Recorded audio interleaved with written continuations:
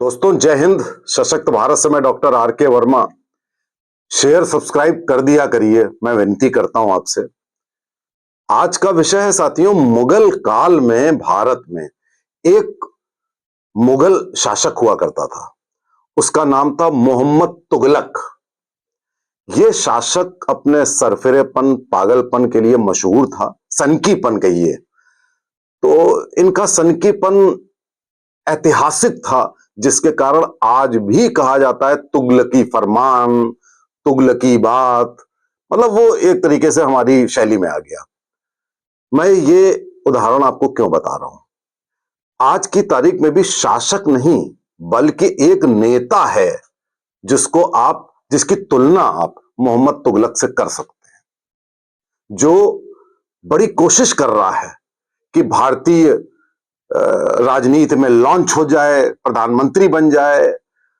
जाने दर्जनों, अब तो 50 बार नाकामयाब हो चुका है, लेकिन उसका तुगलकी फरमान कम होने का नाम नहीं ले रहा है। आप समझ गए होंगे मैं बात राहुल गांधी की कर रहा हूं कि इनकी तुलना आप एक विपक्ष के मोहम्मद तुगलक से कर सकते हैं कि शासन में नहीं है लेकिन बात मोहम्मद तुगलक जैसी करनी है। अभी अभी इन्होंने एक हाइड्रोजन बम फेंका बिहार चुनाव के एक दिन पहले। आज 6 तारीख है, कल 5 तारीख को। और सबसे बड़ी बात यह है कि जो ये तुगलकी फरमान या फर्जीवाड़ा करते हैं, वो इतने मूर्ख होते हैं, इतने ज्यादा मूर्ख होते हैं, इनके सलाहकार इतने मूर्ख होते हैं कि जो ये बात करते हैं वो कक्षा 4 का विद्यार्थी भी बता देगा कि भाई साहब क्या बात कर रहे हैं। और बताइए, कुछ कुछ लोग ऐसे होते हैं जो इनकी बात पे यकीन तो अंदर से नहीं करते हैं, ऊपर से उसका सहारा लेकर के और देश के विरुद्ध बातें करने लगते हैं। अब देखिए, ब्राजीलियन मॉडल का चेहरा लगा करके और कह दिया उसने 22 बार साहब एक दिन में वोट डाला। एक दिन में 22 बार एक शहर में वोट डालना नामुमकिन। और जिस ब्राजीलियन चेहरे को लगाया वो मॉडल, अब उसकी उम्र ज्यादा हो चुकी है, तो वो कह रही है कि मेरी ये बहुत पहले की बचपन की फोटो लगा करके भारत की राजनीति में ये क्या हो रहा है। आप सोचिए जरा कि ये बात किसी और का चेहरा लगा के भी की जा सकती थी।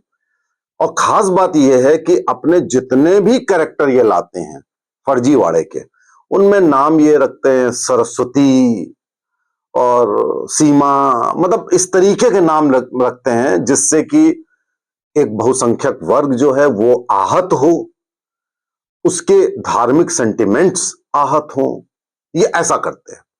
और जब भी कोई ऐसी बात करनी होगी जिसमें विक्टिम कार्ड खेलना होगा, तब ये अपने चिर परिचित, जिनसे ये बहुत प्रेम करते हैं, मुस्लिम लीग या मुस्लिम से, वो चेहरे सामने ले आते हैं।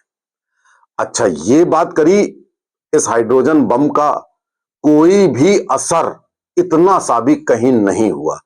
अब आप सोचिए इनकी बुद्धि पे तरस खा के कि कोई आदमी बिहार चुनाव के पहले इस तरह के हाइड्रोजन बम अगर फेंके, और बिहार के जो लोग, जो घूंघट में औरतें लाइन लगाए खड़ी हुई हैं, वो एसआईआर क्या जाने, चुनाव आयोग क्या जाने, और ये कितनी बार वोट दिया कि सब क्या जाने। मतलब एकदम बेकार की बात।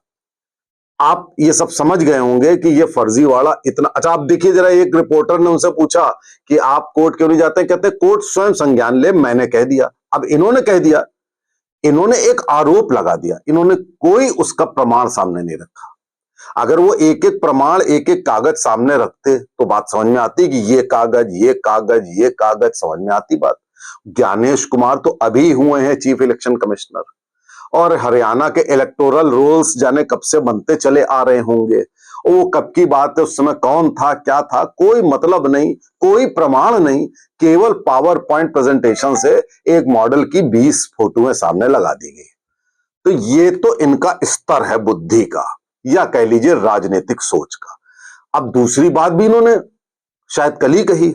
इन्होंने कहा साहब, सेना में 10% उच्च जाति के लोग ही कंट्रोल करते हैं, वही हैं सेना में। अब इनका आप ज्ञान देखिए कि सेना में ये जाति की बात कर रहे हैं, जाति के आरक्षण की बात कर रहे हैं। इनको ये बात नहीं मालूम है कि भारत में 7 जगह ऐसी हैं जहां पर आरक्षण नहीं दिया जाता है, जिनमें सेना है, न्यायालय है, जिसमें एटॉमिक एनर्जी है, स्पेस रिसर्च ऑर्गेनाइजेशन है, वैज्ञानिक संस्थाएं हैं, तो वहां पे आरक्षण नहीं दिया जाता है। इनको इतना ज्ञान तक नहीं है और इस बार इन्होंने सेना के ऊपर सवाल उठा दिए। भाई साहब, अब मैं तो अक्सर इनके जैसे और भी लोग सोशल मीडिया पे जो मुझसे बहस करते हैं, मैं उनसे कहता हूं सीधे सीधे कि भाई, भारत में संविधान में 7 जगह आरक्षण भैया क्यों बंद कर दिया है? एटॉमिक एनर्जी में भी इन्हीं लोगों को रखिए, इन्हीं लोगों को इसरो में भी रखिए, स्पेस रिसर्च ऑर्गेनाइजेशन में सैटेलाइट फेंकने में। जब आप डॉक्टरी में आरक्षण दे रहे हैं, मैं सर्जन हूं, जब आप सर्जिकल फील्ड में दे रहे हैं आरक्षण, यानी कि वो व्यक्ति बगैर योग्यता के किसी का पेट चीर के, हार्ट चीर के उसको मार सकता है, तो आप भैया एटॉमिक एनर्जी में, इसरो में, न्यायालय में, न्यायालय की क्या हालत है आप देख ही रहे हैं, कितना भ्रष्टाचार है और किस तरीके के उनके जजमेंट्स हैं, वो आपसे अछूते नहीं है। तो मैं तो कहता हूं कि आप उन 7 जगह भी आरक्षण दे दो। मेरी ये रिक्वेस्ट है भारत सरकार से कि बर्बादी करनी पूरी तरह करिए ना। आप ये क्यों कर सकते हैं किसी पूरे देश के लोगों की जान हथेली पे क्यों रखवा सकते हैं आप? वहां अगर आप दे रहे हैं तो सब जगह न्यायोचित है, तब तो फिर हर जगह आप दे सकते हैं। तो ये देखिए जरा, इन्हीं के फोर फादर्स, जो इनके जवाहरलाल नेहरू से लेकर और इन्हीं के जो प्रधानमंत्री हुए, उन सबों ने संविधान के 100 बार संशोधन करे हैं, बदले हैं, बेसिक स्ट्रक्चर खत्म कर दिया है। इंदिरा गांधी जी ने कहा था कि आरक्षण अपने आप में एक बहुत गलत चीज है, जवाहरलाल नेहरू ने कहा था। आप ये समझ लीजिए, जवाहरलाल नेहरू ने तो कई जगह ये तक एक्शन लिया था कि ऐसा नहीं किया जाएगा। कई जगह ऐसे, अंबेडकर की खिलाफत करी थी, कई जगह ऐसा किया था, मतलब इस गुट के समुदाय के खिलाफ। अब ये एक नए पैदा हो गए हैं जो कि इनको ओबीसी का मतलब नहीं मालूम है, इनको किसी चीज का कोई मतलब नहीं मालूम है, और ये ऐसी बात करके सोचते हैं कि अफवाह फैला करके, क्योंकि ये मोदी को ना हरा सकते हैं, ना मोदी का ये मैच है, ना ये मोदी की तरह त्यागी परिश्रमी हो सकते हैं। इनको करनी है अय्याशी, इनको विदेश जाना है, इनको झूठे नैरेटिव गढ़ने हैं और लोगों को भ्रमित करके, देश को बर्बाद करके सत्ता हासिल करनी है। मेरे ख्याल से ये सफल कभी नहीं होंगे। हालांकि किसी भी चीज की गारंटी नहीं ली जा सकती भैया। जैसे 2024 में हमारी सीटें एकदम से कम हो गई, एक अफवाह फैला दी इन्होंने, अफवाह, और ऐसा हो गया तो भैया उसके लिए भी कुछ नहीं कह सकते। लेकिन बहुत ही दुर्भाग्यपूर्ण है कि व्यक्ति की ना तो ज्ञान है, ना सोच है, ना समझ है, ना उसके सलाहकार ऐसे हैं, और जो उसका रवैया है वो तुगलकी रवैया। तुगलक तो फिर भी भोला भाला था, ये भोले भाले नहीं हैं, ये बड़े शातिर हैं, बड़े कनिंग हैं, और देखिए किस ओर ये देश को ले जाते हैं, ये तो भगवान ही जाने। नमस्ते, जय हिंद, जय भारत।